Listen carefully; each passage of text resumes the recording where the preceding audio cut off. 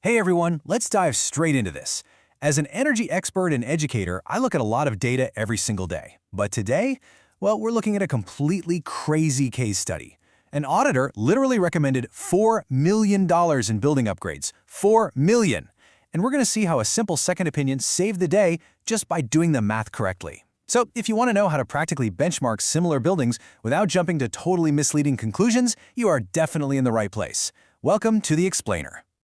Okay, so we're going to start right off with a real-world problem. Like, how does a basic math mistake almost cost an office building $4 million? Well, it happened at a property over at 777 North Capitol Street. Basically, this building got a raw Energy Star score of 47, along with a super elevated energy use profile, and boom, that triggered this massive, totally unnecessary phantom capital expense recommendation to completely overhaul the building. But here's the kicker. The building wasn't actually failing at all. The math was. Now, what's genuinely fascinating about this is that the building's supposedly terrible energy performance, it had absolutely nothing to do with a leaky building envelope or terrible HVAC systems. No way! When another firm came in to give a second opinion, they realized the massive energy draw was actually coming from unmetered electric vehicle chargers down in the garage, plus some heavy-duty dedicated server rooms. To understand how a massive mistake like that even happens, we've really got to start by demystifying our industry's favorite, yet probably most flawed metric, EUI. EUI stands for Energy Use Intensity. You calculate it by taking your total annual energy in kilo-British thermal units, or kBTU, and then you just divide it by the gross floor area in square feet. It's a beautifully simple formula, right? But it's inherently flawed. Why? Because it assumes the empty space itself uses the energy, rather than the actual people and processes going on inside it. And that brings us right into the EUI trap. The absolutely crucial point here is that a raw EUI completely ignores weather and it completely ignores operational intensity. If you just look at raw EUI, an empty building with literally zero tenants is always going to look like an incredibly efficient, high-performing asset. Meanwhile, a packed, highly productive tech office that's running 24/7, that's going to look like an absolute energy-hogging nightmare. It's like comparing apples and empty boxes. Buildings don't use energy, the people inside them do.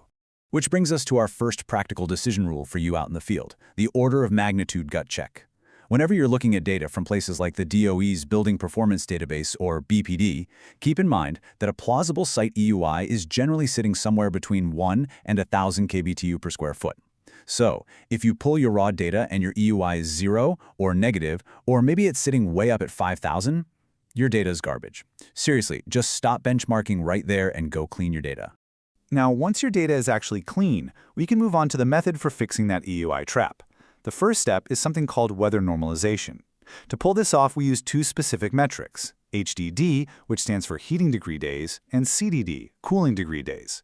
Basically, these metrics just measure how much the outside temperature deviates from a standard baseline. By using HDD and CDD, we can figure out what a building's energy use would have been under average, normal climate conditions. It completely strips away the penalty of having an unusually harsh winter or brutally hot summer. And this brilliantly illustrates our second rule, the basic weather normalization formula. You absolutely need this if you want to accurately compare facilities that are sitting in entirely different climates. Step 1. Get your total energy in kilowatt hours. Step 2, grab your total heating and cooling degree days for that specific time period. And step 3, just divide that energy by the total degree days. Let's actually look at exactly how this changes the math because it's a real game changer.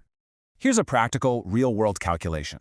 Let's say Building A uses 50,000 kilowatt hours. Building B uses 100,000 kilowatt hours, so double the raw energy, right? But wait, look at the weather context. Building A only had 515 total degree days. Building B, on the other hand, faced a really harsh climate with 1,180 degree days. When you divide the energy by those degree days, Building B is actually operating at 84 kilowatt hours per degree day, compared to Building A's 97. So surprise, Building B is actually the more efficient one. Now don't worry, you don't always have to sit there and do this manually. Established statistical regression tools, like the EPA's Energy Star Portfolio Manager, they do all this heavy lifting for you. Portfolio Manager predicts your expected energy use while automatically accounting for business activity. We're talking things like the number of computers, the operating hours, how many workstations there are, right along with the weather. It's super handy. For the advanced practitioners out there, researchers use a method called DEA, or Data Envelopment Analysis. This takes benchmarking a whole step further. See, DEA separates uncontrollable factors, like the sheer scale or physical size of the building, from the manageable factors, which we refer to as management efficiency.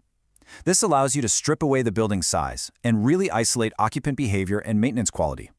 That way, you know exactly why a building is failing. Is it built poorly, or is it just being managed poorly? But look, even if you're using advanced math like DEA or Portfolio Manager, bad data will totally ruin your benchmark. Let's talk about some common field mistakes. First up is multicollinearity. That's a fancy statistical trap where variables, like your heating and cooling degree days, overlap and completely skew your regression model. Another massive mistake, using estimated utility bills instead of actual measured fuel data.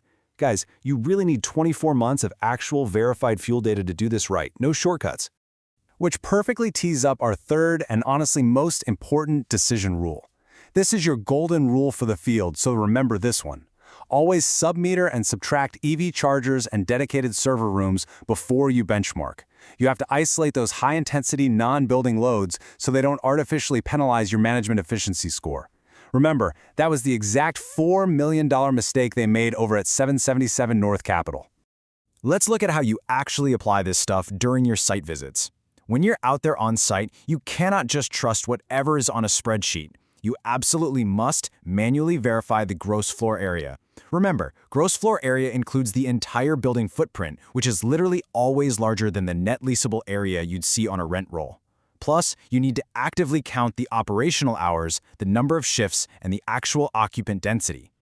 So what actually happened to 777 North Capitol once they applied these rules? Well, by doing the math right, submetering those server rooms and EV chargers, they completely avoided that unnecessary $4 million capital expense. Their score satisfied local compliance, and more importantly, it let them focus on the real actionable issues. They ended up yielding 190,000 kilowatt hours a year and actual savings, all with a super simple 5-year payback on just basic targeted lighting and controls upgrades.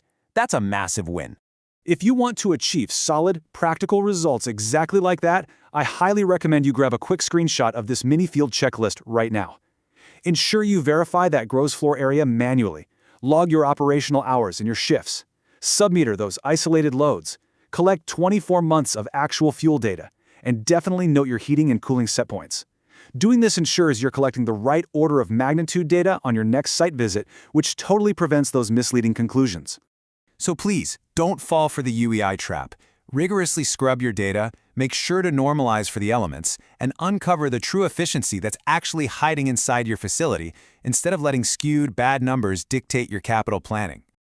Real quick before we officially wrap up, for our fellow educators, industrial experts, and facility managers sharing this explainer with your teams, here are the optimal alternate titles and keywords. Feel free to use these to quickly categorize this training and ensure this highly practical approach reaches the right audience. And as always, every single framework, formula, and data point we discussed today is pulled directly from these incredible industry sources. Take the time to read through them to deepen your expertise, size your projects correctly, and avoid those million-dollar mistakes. Because ultimately, you really have to ask yourself, are you benchmarking your building's true efficiency, or are you just benchmarking the weather and a bunch of server racks?